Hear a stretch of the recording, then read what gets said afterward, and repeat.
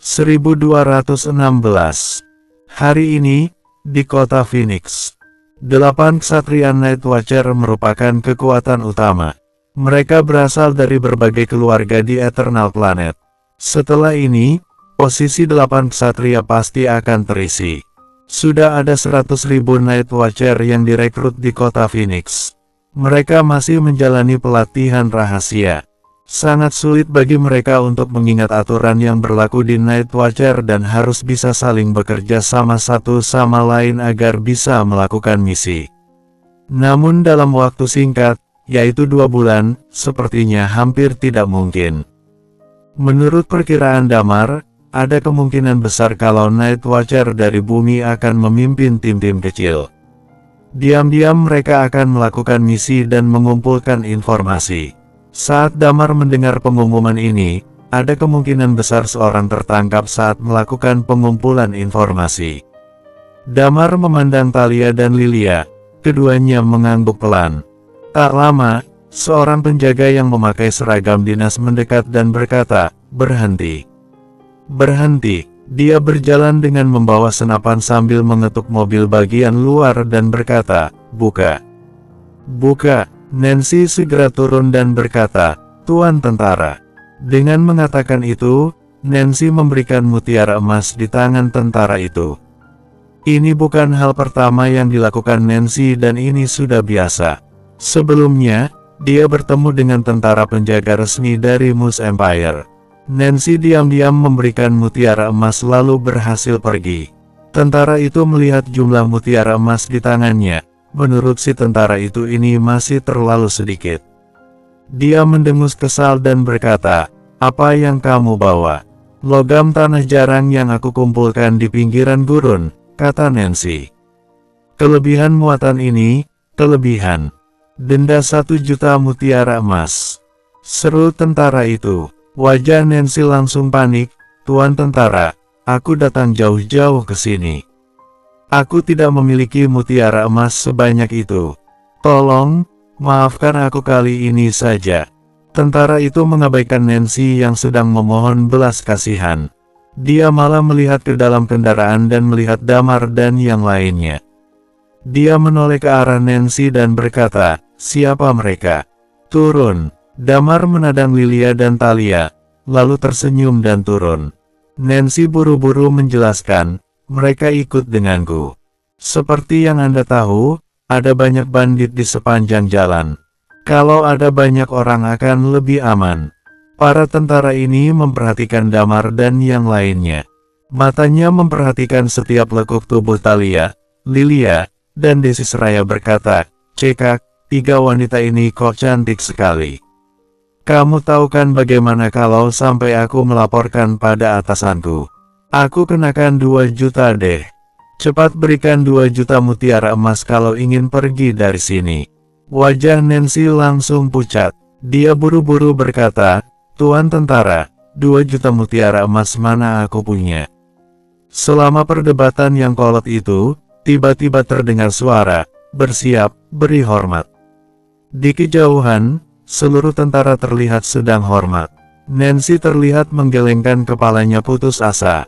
Dia dapat menebak apa yang akan terjadi selanjutnya. Kalau atasan ini melihat Lilia dan yang lainnya, Nancy takut mereka akan ditahan. Ada kemungkinan pertarungan akan terjadi di sini. Selesai sudah, kata Nancy putus asa. Kemudian dia melihat 2 anaknya yang masih ada di dalam kendaraan sedang ketakutan. Thalia berdiri di samping Nancy dan berkata, "Jangan khawatir, tidak akan terjadi apa-apa. Kalian bukan dari negara ini, kamu tidak tahu apa yang akan terjadi selanjutnya," kata Nancy masih dengan wajah putus asa. Nancy merasa dia sudah membuat keputusan yang salah. Saat ini yang ada di benaknya hanya bagaimana caranya dia bisa menyelamatkan kedua anaknya yang malang. Tentara yang memeriksa mereka juga terlihat memberikan hormat. Ada segerombolan tentara yang mendekat. Ada seorang pria berusia sekitar 20 tahun berjalan dengan angkuh ke arah mereka. Setelah mendekat, matanya langsung tertuju pada Thalia dan Lilia. Terlihat senyum genit di ujung bibirnya. ada apa ini? Wah, wah, wah. Apa ini? Tiba-tiba suara tentara yang memeriksa kendaraan mereka berteriak. Tentara itu sedang membuka bungkusan kain yang menutup senjata Damar dan yang lainnya.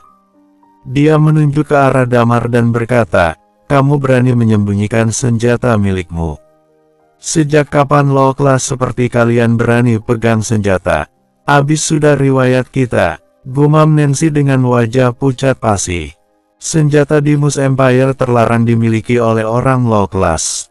Barang siapa yang ketahuan memiliki senjata, maka mereka akan dihukum. Tentu saja hal ini tidak berlaku untuk orang berstatus high class.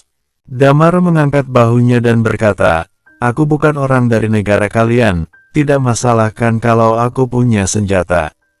Lagi pula, menurutku untuk apa membagi strata masyarakat menjadi low class dan high class?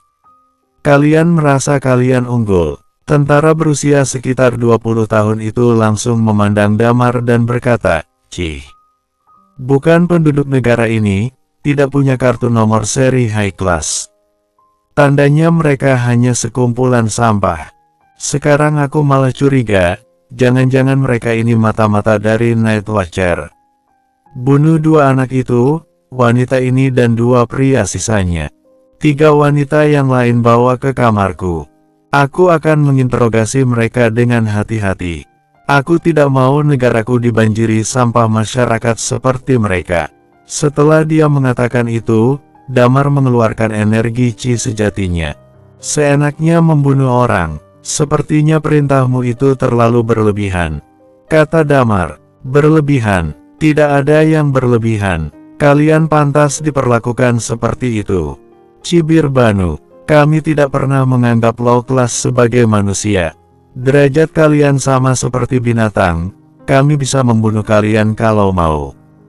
"Jaga mulut kotormu itu," kata Talia kehilangan kesabaran. "Sepertinya sudah banyak orang yang kamu siksa bahkan kamu bunuh selama ini." "Tenang saja, cantik," kata Banu sambil tersenyum nakal. "Untuk wanita cantik ada pengecualian. Aku akan membiarkan kalian, kalau kalian bisa melayaniku dengan baik, kalian."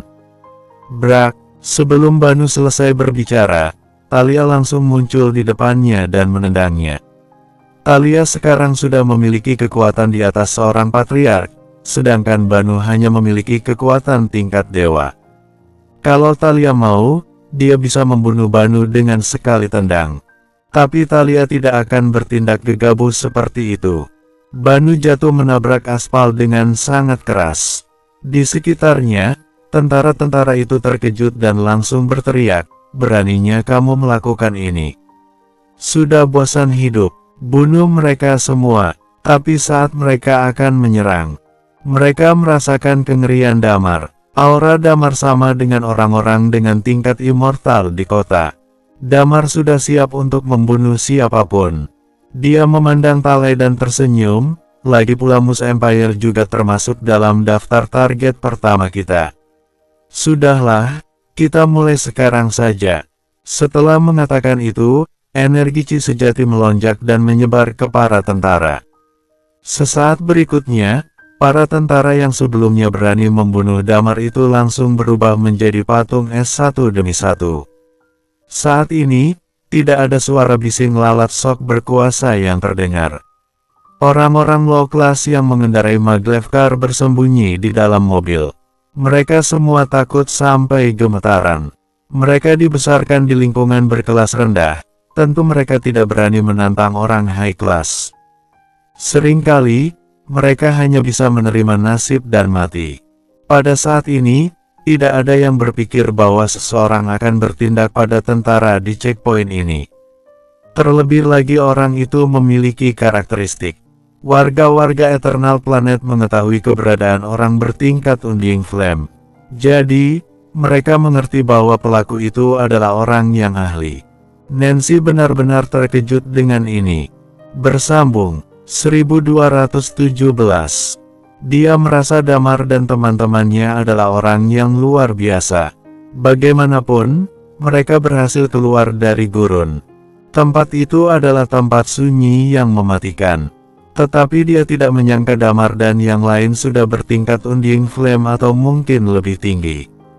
Menurut pendapatnya, orang-orang yang berada di tingkat Undying Flame adalah orang high class. Sedangkan, Damar dan yang lain bersikap ramah padanya. Dia selalu percaya bahwa Damar dan teman-temannya hanya sekelompok orang low class dari negara lain.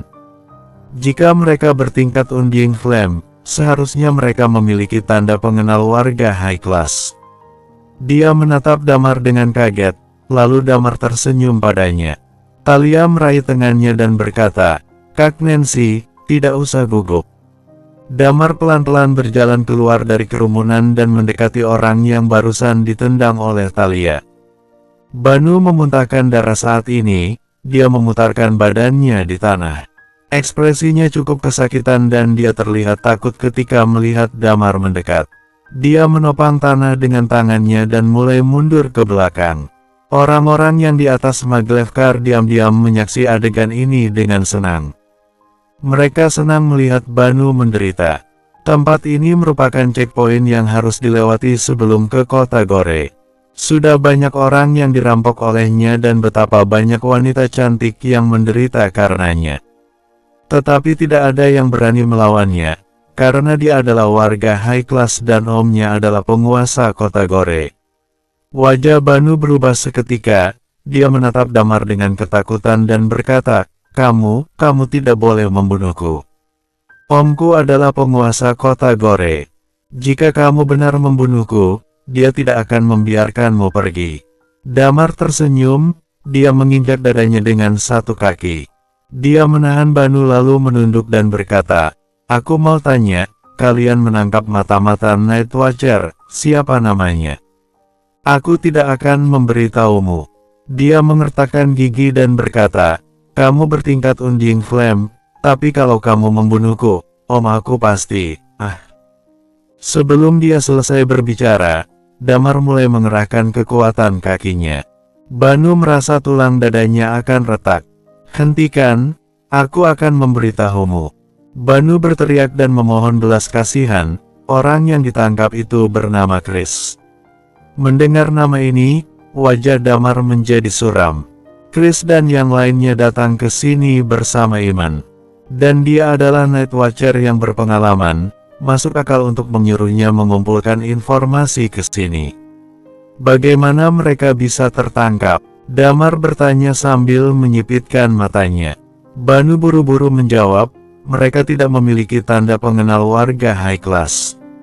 Suatu kali, Chris melawan ketika melihat seorang warga low class menderita. Identitasnya terbongkar, dan dia tidak bisa melawan ahli-ahli di kota Gore. Ada berapa? Tanya Damar. Bukankah kalian adalah orang dari persekutuan Brelor? Banu merasa ada yang tidak beres setelah Damar mengajukan pertanyaan ini. Katakan, seru Damar, kakinya menekan keras lagi. Sekarang, persekutuan Brelor memiliki 10.000 orang yang bertingkat Undying Flame. Dan kota Gore juga memiliki hampir 700 atau 800 orang ahli. Banu segera berkata, persekutuan Brelor di selatan ada lebih dari 10.000 orang ahli bertingkat Undying Flame.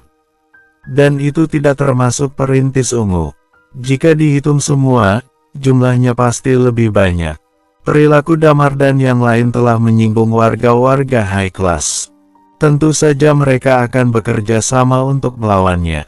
Tentu, Damar merasa mungkin orang dari Driemo yang memimpin ini. Ekspedisi selatan kali ini tidak semudah itu. Damar menghela napas panjang. Night Watcher tidak bisa seperti Hades Palace, menggunakan binatang buas sebagai pionir. Dan mereka tidak bisa menggunakan ramuan untuk mengendalikan pasukan besar. Masalah terbesar ekspedisi selatan kali ini adalah jumlah orang. Setelah menanyakan semua pertanyaan, Damar mengerutkan kening dan menarik kembali kakinya. Kalian berasal dari negara mana? Omku adalah penguasa kota Gore, Yandra. Dia mengertakkan giginya. Kami. Damar tidak menoleh ke belakang, dia hanya berkata dengan pelan, kami dari kota Phoenix. Banu merasa sungguh terkejut. Sebelum dia bisa bereaksi, seluruh badannya membeku di tempat itu. Dan lapisan es dengan cepat menyelimutinya. Pada saat ini, seluruh tubuhnya berubah menjadi patung es. Damar kembali ke mobil, lalu tersenyum pada Nancy dan berkata, "Kak Nancy, pergi ke kota Gore saja." Di sini, Nancy merasa sedikit bingung. Tidak usah khawatir, semua tentara di checkpoint ini telah menjadi patungan es semua. Tidak akan ada orang yang menemukanmu, dan juga, saat ini, Damar tiba-tiba tersenyum dan berkata, "Kota Gore segera akan berubah." Nancy sedikit tertegun, dia memandang Damar, Talia dan yang lainnya. Setelah beberapa saat, dia memberanikan dirinya untuk bertanya, "Bolehkah aku bertanya, siapa kalian sebenarnya? Kalian begitu hebat, kenapa kalian begitu ramah?" Talia membalasnya dengan senyum, kami berasal dari kota Phoenix." "Dia adalah pahlawan yang kamu sebut, Damar." Dia tidak berniat untuk menyembunyikan apapun. Ketika Nancy mendengar ini, dia benar-benar terpana. Dia menatap Damar dan yang lainnya dengan kaget. Setelah beberapa saat, dia berkata dengan penuh semangat, "Jadi, kalian hendak menyerang kota Gore dan membangun tempat ini menjadi tempat di mana semua orang setara, seperti kota Phoenix." "Ya," Talia berkata sambil tersenyum, "karena ada kami, kamu tidak perlu takut lagi. Ayo kita jalan, tujuan kita adalah kota Gore." Nancy masuk ke mobil dengan gembira, dia merasa seolah-olah dia sedang bermimpi. Dia sama sekali tidak menyangka bahwa pemilik tulang naga yang ternama di Eternal Planet akan berada di mobilnya. Dan dia bahkan memanggil dirinya Kak Nancy. Dia melihat sekeliling, lalu bertanya, kapan pasukan kalian datang?" Kami beberapa orang, sudah cukup." Damar tersenyum. Selama percakapan, mobil perlahan melaju menuju kota Gore. Damar dan yang lainnya meninggalkan Gurun Seribu Tebasan dan menuju ke kota Gore. Mereka bersiap untuk memulai ekspedisi selatan. Di Taman Permaisuri, Riemo, seseorang melewati udara dan jatuh ke tanah dengan ganas. Hoek! Setelah mendarat, dia membuka mulutnya dan memuntahkan seteguk darah. Ketika Permaisuri melihat adegan ini, dia merasa sangat marah. Dia segera mendekatinya, lalu memanggil seseorang, "Segera panggil Dr. Flora dari Kekuatan Sutra." Orang yang terjatuh adalah si pendekar tua, Dino. Keadaannya saat ini cukup bahaya. Setelah meteorit itu jatuh dan meledak, dia terluka parah. Dia mengandalkan karakteristik kayu untuk menyembuhkan dirinya sendiri. Kemudian dia memulai perjalanan pelarian diri, dan akhirnya keluar dari Gurun Seribu Tebasan. Dia kekurangan air dan makanan sepanjang jalan. Dia memang berhasil keluar dari gurun, tetapi kondisi badannya sangat parah. Dia tidak berhenti dan bergegas menuju Riemo tanpa jeda. "Ada apa yang terjadi? Bagaimana kamu bisa menjadi seperti ini?" Permaisuri menundukkan kepalanya dan bertanya. Dino berbalik badan lalu menghela napas panjang. Ada oasis di dalam Gurun Seribu Tebasan. Ribuan tahun yang lalu, wanita bernama Merlin yang dapat mengendali binatang buas berasal dari situ. Dan generasinya melindungi Enlightenment Tree hingga sekarang.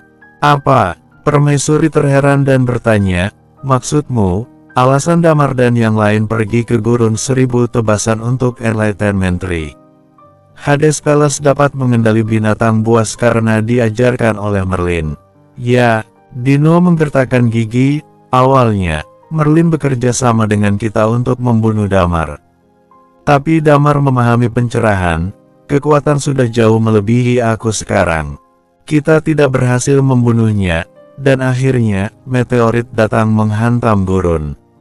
Setiap kali dia mengucapkan sepatah kata, perasaan Permaisuri menjadi semakin berat. Bersambung, 1218.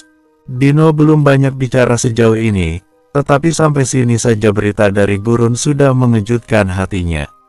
Salah satunya adalah berita tentang Merlin. Merlin muncul entah dari mana, dan dia selalu diikuti binatang buas yang kuat. Tetapi sebelumnya, Merlin mengatakan bahwa ini adalah hewan peliharaannya. Jadi, orang lain juga tidak berpikir yang aneh-aneh. Kemudian, Hades Palace mengandalkannya untuk memulai gelombang binatang. Dia juga curiga apakah itu ada hubungan dengan Merlin. Pada saat itu, Merlin meninggalkan peninggalan legendaris. Berita yang dikatakan Dino telah membuktikan bahwa hal ini memang benar.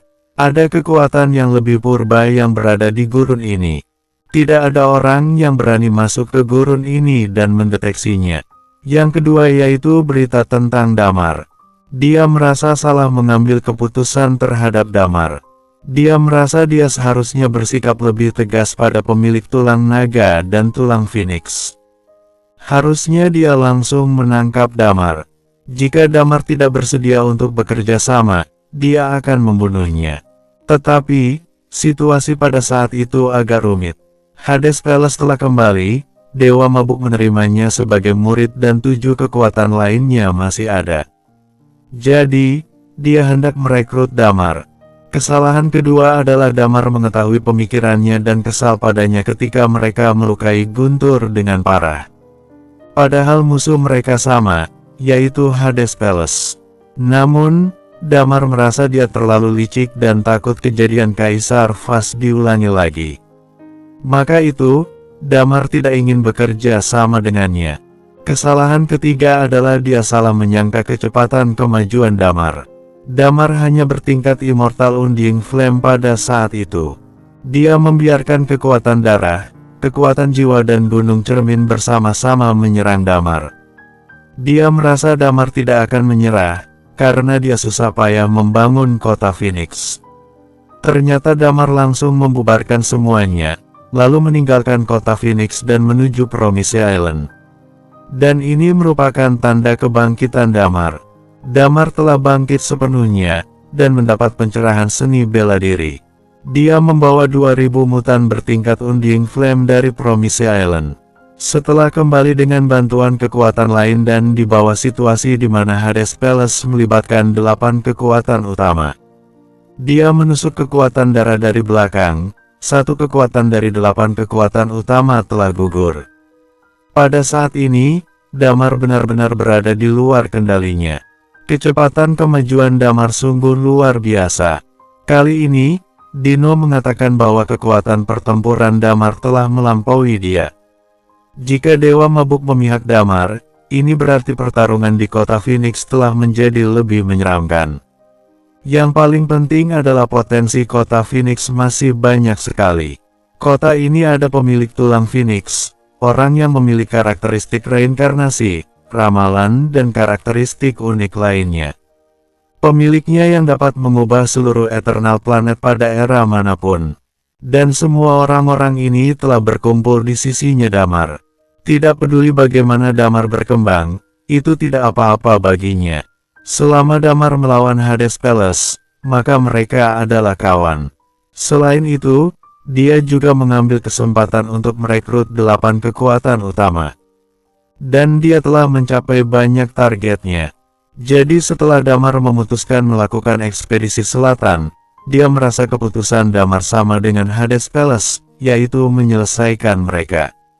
Jadi dia mengambil kehendak untuk membunuh Damar. Tetapi rencananya gagal lagi, dan Damar yang sekarang menjadi setara dengannya. Dino berbatuk sebentar, kemudian berkata, dan juga, Enlightenment Tree mengandung vitalitas yang sangat besar. Dia telah diserap oleh teman Damar yang bernama Lilia. Menurut kata Merlin, Lilia telah mengisi karakteristik hidup di dirinya dan menjadi salah satu karakteristik unik. Dia bilang bahwa Lilia adalah kunci untuk melawan kekuatan kematian Nyasun. Dia hendak membawa Lilia pergi sebelumnya, tetapi dia gagal karena meteorit dan kekuatan Damar meningkat. Lilia dan Yani dari kekuatan purba sudah memasuki tingkat Immortal Undying Flame. Karakteristik unik yang kelima, Permaisuri bergumam. Beberapa saat kemudian, dia mulai berdiri kembali. Dia melihat langit Eternal Planet, lalu menunjukkan sebuah senyum di wajahnya. Hades Palace ada kuil neraka Yama dan kekuatan untuk mengendalikan binatang buas. Ada ahli yang seperti Sun, Night Watcher di kota Phoenix, karakteristik unik kelima dan Dewa Mabuk. Ada begitu banyak orang-orang hebat, sedangkan Riemo tidak ada potensi apapun. Kemudian, dia berkata lagi, dunia ini telah terbelah tiga, tapi akan menjadi satu pada akhirnya. Ini adalah keinginan seumur hidupku. Sudahlah waktu kita menggunakan senjata terakhir kita. Damar tentu saja tidak mengetahui hal yang terjadi di Riemo. Dia berada di pinggir gurun saat ini, dia sedang menuju kota Gore dengan mobil truk.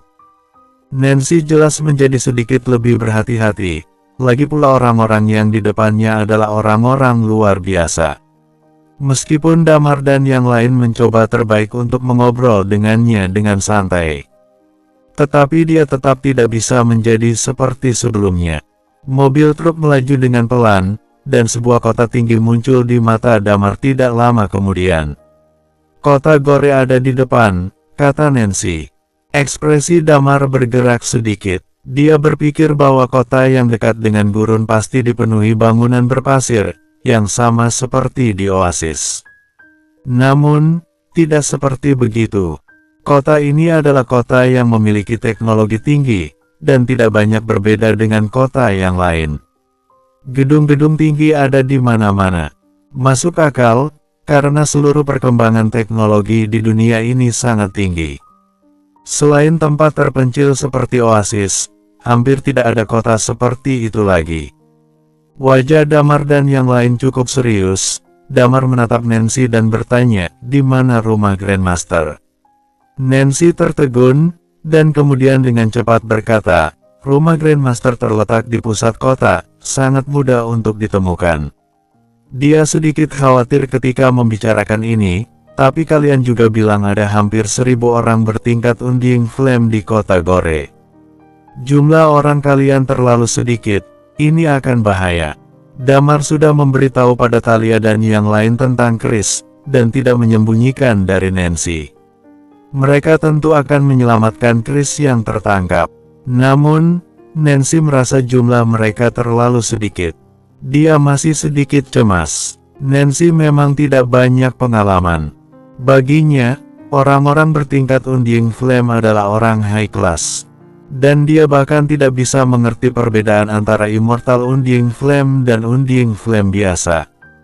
Damar tersenyum padanya dan berkata, jangan khawatir, kami sangat hebat.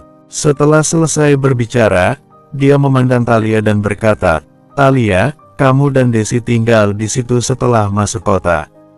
Jagalah dia, tentu aku akan memukulnya setengah mati sebelum masuk kota. Supaya gampang mengendalinya dan dia tidak bisa berbuat masalah lagi. Kak Nancy, bolehkah kamu bawa Talia pergi ke rumahmu dulu? Kami akan pergi jemput teman kami. Nancy mengangguk, oke, kalau begitu aku akan memberimu alamatku. Damar mengangguk. Mereka tiba di kota Gore dengan segera. Damar dan Talia berdua menghajar Gandia sekali lagi. Kemudian, dia dan Lilia keluar dari mobil. Dia tersenyum, ayo, mari kita selamatkan Chris. Aku harap tidak terjadi apa-apa padanya. Lilia menghela napas. Kemudian, keduanya langsung menuju ke rumah Grandmaster di kota Gore. Bersambung, 1219. Kota Gore. Lilia beserta Damar mendekati pusat kota. Seperti kebanyakan kota, pinggiran kota dihuni oleh warga low class. Orang-orang yang di jalanan berpakaian relatif sederhana. Mereka berjalan dengan tergesa-gesa, untuk mencari nafkah hidup. Aku tidak menyangka, Damar tersenyum masam, kita datang ke dunia ini, awalnya hanya ingin menyelesaikan 4 keluarga besar dan menyelesaikan krisis bumi. Namun sekarang, kita memiliki tanggung jawab yang lebih banyak. Setelah ekspedisi selatan, kita harus menyelesaikan masalah sistem dan kasta dari dasarnya. Inilah hal yang paling sulit. Untungnya, warga low class di dunia ini cukup banyak. Orang yang kuatlah yang berkuasa di dunia ini. Lilia berkata, ini akan memakan waktu, tapi pasti dapat diselesaikan. Damar mengangguk dan berkata, benar juga, kita pergi ke rumah Grandmaster dulu. Aku harap Chris baik-baik saja. Mereka dengan cepat menuju rumah Grandmaster yang di pusat kota.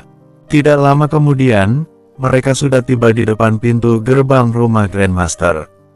Berhenti. Tepat ketika mereka mendekat, seorang penjaga gerbang berteriak keras, "Siapa kalian? Beraninya kalian datang ke rumah Grandmaster dengan senjata? Memangnya kalian tidak ingin hidup lagi?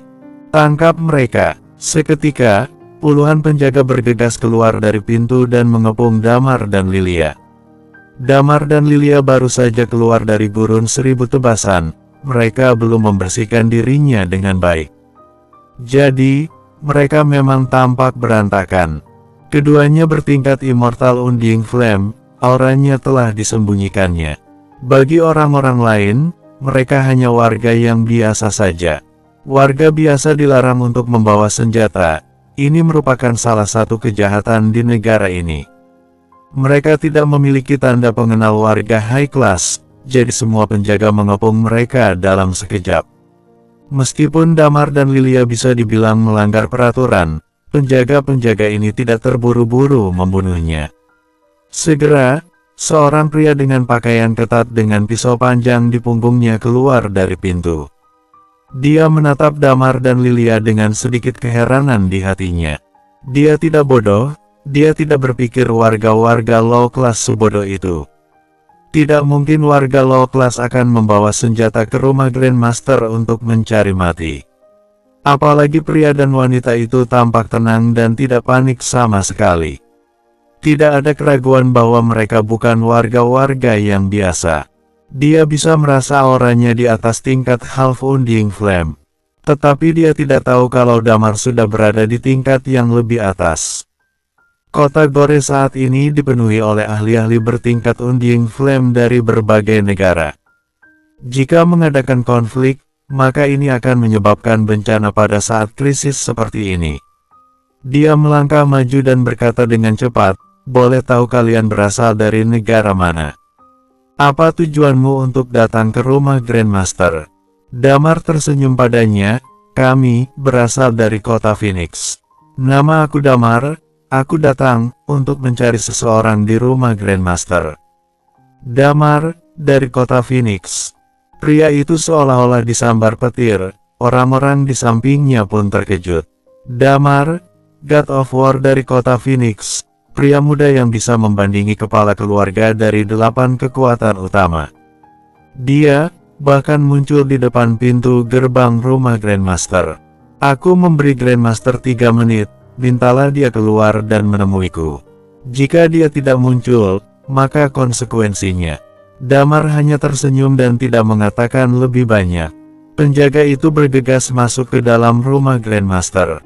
Banyak orang yang keluar dari rumah Grandmaster seketika. Pria yang memimpin adalah seseorang yang agak mirip dengan Banu. Jelas, pria tua ini adalah Yandra, Grandmaster kota ini. Pakaiannya juga jelas berbeda dari orang lain. Dia berlari ke pintu dengan cepat, dan dia terkejut setelah melihat Damar. "Kamu yang namanya Damar?" Dia mengerutkan kening dan berkata lagi, "Apa tujuanmu datang ke rumahku?" Damar berkata sambil senyum, "Menurutmu, aku dengar kamu menangkap anggota Night Watcher kita. Di mana dia sekarang? Apakah dia masih hidup?" Ekspresi Yandra berubah sedikit, lalu dia melihat sekeliling dan berkata, "Kalian hanya berdua saja. Memang kenapa? Menurutmu kita berdua tidak cukup melawan?" Damar berkata dengan remeh, "Tidak, kamu bertingkat Immortal Undying Flame. Kami tentu tidak berani melakukan apa-apa padamu. Tapi kota Phoenix ingin melakukan ekspedisi selatan, dan mengirim mata-mata ke kota Gore lalu ditangkap. Tidak masuk akal jika aku melepasnya pergi begitu saja." Yandra berusaha membuat dirinya tampak lebih tenang. Pria muda yang berdiri depannya adalah orang yang berani membunuh kepala keluarga kekuatan darah.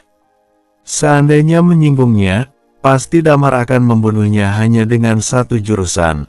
Tidak masuk akal. Damar tertawa lalu mencibir, "Hanya tindakan orang lebih kuat yang masuk akal. Jadi tidak usah omong kosong, jawab pertanyaanku." Wajah Yandra menjadi suram, Damar terlalu tegas sehingga tidak memberinya kesempatan untuk melawan. Dia masih hidup. Sekarang, dia ada di penjara. Setelah itu, Yandra masih ingin mengatakan sesuatu. Damar dan Lilia saling melirik ketika mendengar ini, dan keduanya menghela napas panjang. Untung Chris masih hidup. Kalau begitu, serahkan orang itu padaku, kata Damar dengan tenang. Yandra agak kesal, perilaku Damar saat ini jelas menghinanya. Dia tidak ada pilihan lain selain berkata, "Oke." Seseorang masuk ke dalam dengan cepat. Damar dan Lilia menunggu di sana, mereka tidak terburu-buru.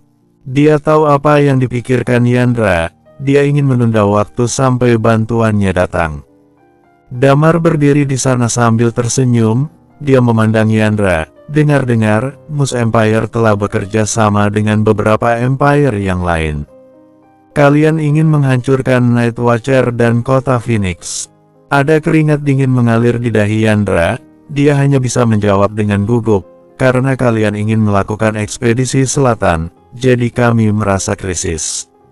Damar terkekeh, sebenarnya, tidak ada yang salah jika kami mengambil alih kota ini. Kami tidak akan merebut hartamu, hanya saja kami akan menghapus sistem kasta. Damar mulai berbicara dengan Yandra, seolah-olah mereka tidak ada konflik. Tentu saja, dia tahu bahwa Yandra pasti mencibir ketika mendengar perkataannya. Orang-orang seperti Yandra telah menikmati kekuasaan, dan mereka telah memiliki keunggulan terlalu lama. Biarkan mereka bergaul dengan warga-warga low class. Ini hanyalah sebuah mimpi. Jadi ketika Night Watcher menerapkan sistemnya, seluruh dunia ini pasti akan menentang. Hanya saja Damar menjadi lebih kuat pada waktu itu, dan kekuatan purba memihaknya. Hades Palace berperang dengan 8 kekuatan utama, jadi tidak ada yang berani bersuara. Kalau tidak, perang terhadap kota Phoenix pasti akan datang lebih awal. Dengan berlalunya waktu, Damar bisa merasakan bahwa jumlah orang tingkat Undying Flame yang berkumpul perlahan-lahan meningkat. Namun, Damar dan Lilia masih tampak acuh tak acuh. Setelah beberapa saat, sebuah suara tawa terdengar keras. Damar, aku dengar kamu cukup gila sebelumnya. Tapi aku tidak menyangka kamu berani datang ke sini hanya berdua saja. Setelah berkata, seseorang turun dari langit. Damar menatap orang itu. Pria itu mengenakan pakaian gunung cermin. Dia bertingkat Peak Eternal Undying Flame.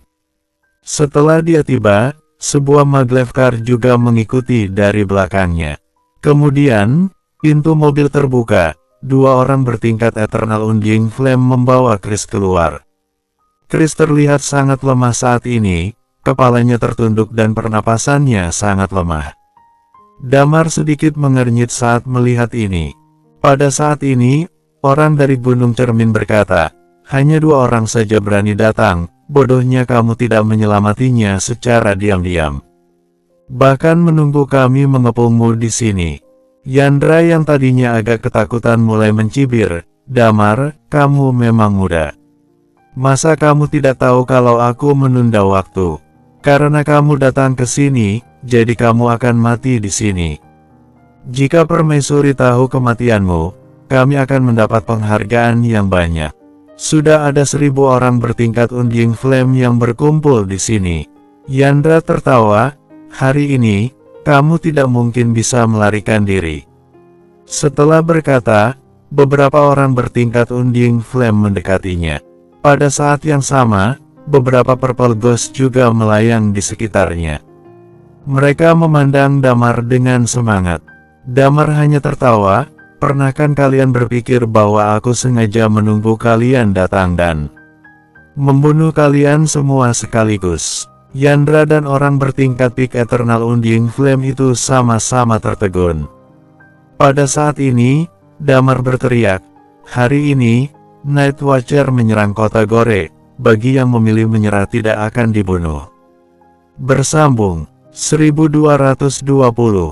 Suara Damar terdengar keras. Ini membuat Yandra dan orang bertingkat Peak Eternal Undying Flame tercengang untuk beberapa saat.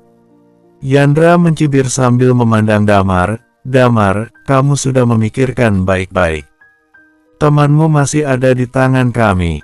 Serahkan senjatamu, jika tidak, risikonya tanggung sendiri. Kamu memainkan cara ini. Damar memandang Chris yang tidak jauh darinya. Chris mengangkat kepalanya dengan sekuatnya, wajah tampannya terlihat lelah. Dia menjilat bibir dan berkata, Damar, tidak usah peduli aku. Biarkan aku mati, dan bawa pulang saja abuku. Kemudian, dia tersenyum masam, aku telah memalukanmu. Kamu, tidak. Damar menggelengkan kepalanya dan berkata, kamu adalah saudaraku. Mereka tidak memiliki hak untuk melukaimu. Kemudian, Damar melangkah maju. Ekspresi Yandra saat ini berubah lagi. Dia mendengus lalu berdiri di depan Chris. Dia mengangkat pedangnya dan mendekati lehernya Chris. Dia menatap Damar dan mengancamnya, Damar, segera menyerah. Kalau tidak, aku akan membunuhnya. Lilia mengerutkan kening. Chris tiba-tiba mengangkat kepalanya dan berkata, beraninya kamu mengancam Damar. Kamu terlalu picik berani menantangnya. Lalu, dia langsung mengulurkan lehernya dan hendak menabrak dirinya pada pedang Yandra.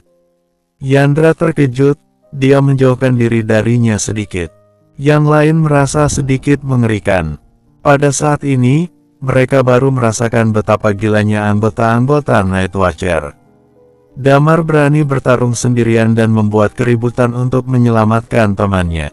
Ketika dia mengancam Damar dengan Chris bahkan sama sekali tidak takut mati. Dia bahkan mencari mati demi Damar tidak terancam. Yandra mundur sedikit dan menatap Damar, Damar, jangan berpikir aku tidak berani membunuhnya. Damar tidak peduli sama sekali. Dengan kemampuan penyembuhan Lilia saat ini, sangat sulit bagi mereka untuk membunuh Chris. Jadi, Damar tidak takut sama sekali. Chris meraung, Damar, tinggalkan aku sendiri, kalian pergi dulu. Damar tertawa sambil memandang Chris, sepertinya kamu salah paham tentang kekuatan pertempuran ketuamu sekarang.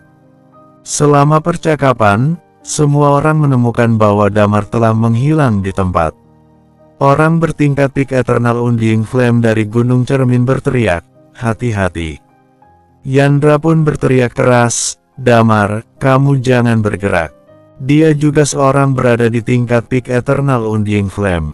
Dia menggertakkan giginya, lalu menggerakkan pedang yang di tangannya.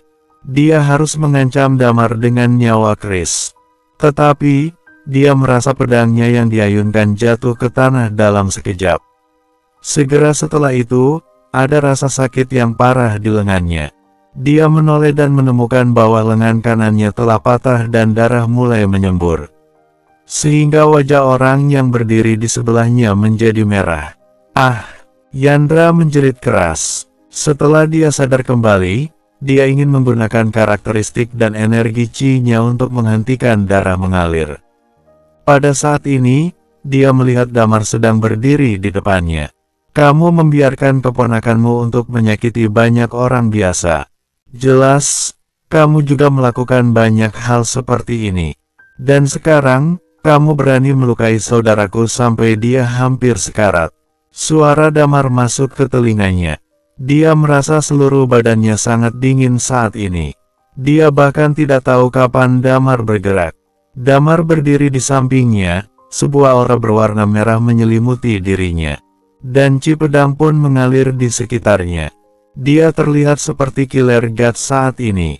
Sebagai Grandmaster Kota Gore, Yandra sudah bertingkat Immortal Undying Flame. Tetapi dia menemukan bahwa dia bahkan sama sekali tidak bisa melawan Damar. Ini berarti bahwa Damar melampaui mereka terlalu jauh. Selama percakapan, pedangnya telah bergerak di sekitar Chris. Semua orang yang mengelilingi Chris merasa jiwanya bergetar saat ini. Mereka tidak dapat bereaksi sama sekali dan terjatuh ke tanah. 3 orang bertingkat Undying Flame telah mati dalam sekejap, termasuk Yandra. Seseorang bertingkat Immortal Undying Flame telah dibunuh dalam hitungan detik. Orang yang berasal dari Gunung Cermin menyaksikannya dengan takut. Ada ribuan orang bertingkat Undying Flame di sekitar, Damar bahkan membunuh orang dan menyelamatkan temannya di depan mata mereka.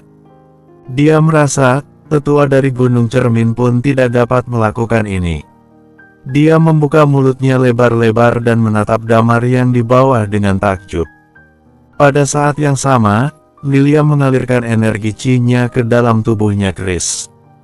Tubuh Chris dengan cepat memulih. Damar menopangnya dan berkata, "Bagaimana? Aku sangat hebat bukan?" Chris mengerutkan bibir, "Jangan pamer, bagaimana kita bisa keluar?" Damar mendongak dan memandang orang-orang yang di sekelilingnya. Dia berteriak lagi, "Aku bilang sekali lagi, hari ini Night Watcher dari kota Phoenix akan menyerang kota Gore. Bagi yang menyerah tidak akan dibunuh, tapi yang berani melawan, mereka pasti akan mati." Karena dia baru saja membunuh banyak orang, maka kata-kata Damar sekarang cukup meyakinkan. Baru saja dia selesai berbicara, pandangan semua orang menjadi ragu-ragu. Mereka mulai memikirkan kembali. Meskipun kekuatan pertempuran persekutuan Brelor memang tinggi, tetapi jumlah orang bertingkat Immortal Undying Flame memang terlalu sedikit. Orang bertingkat Peak Eternal Undying Flame berteriak dengan keras, "Semuanya, jangan tertipu oleh Damar. Kalian didukung oleh Driemo, maka tidak akan bahaya. Meskipun dia hebat, tapi dia hanya ada satu orang. Kami ada ribuan orang bertingkat Undying Flame dan ribuan perintis ungu. Damar tidak mungkin dapat melarikan diri, kita harus membunuhnya hari ini." Dia mengeluarkan pedangnya. Kata-katanya tampaknya memberi orang lain banyak kepercayaan. Kemudian, beberapa orang mulai mengeluarkan senjatanya masing-masing. Mereka memandang Damar dari kejauhan, tetapi tidak ada orang yang berani maju dulu. Damar memandang Lilia, "Jagalah Chris baik-baik." Chris tercengang sebentar ketika mendengar perkataan Damar. Sejak kapan dia harus dijaga oleh Lilia? Dulu, Lilia memang lebih hebat daripadanya. Tetapi dia yang selalu mendukung dan menjaga Lilia.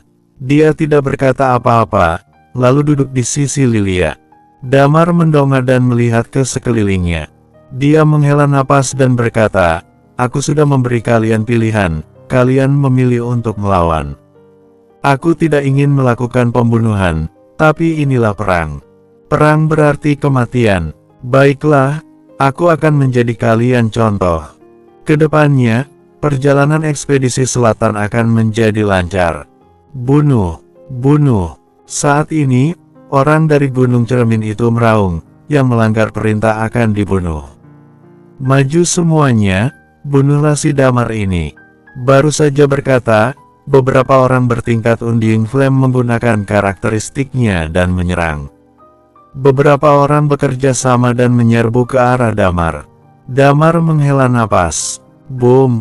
Detik berikutnya, Chi mulai mengalir ke sekeliling.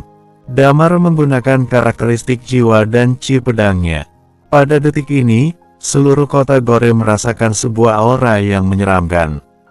Nancy yang menyerahkan barang di luar kota sedang membawa Talia dan yang lain ke rumahnya. Saat ini, dia merasa ada suara ledakan dari waktu ke waktu. Wajahnya terlihat sedikit khawatir.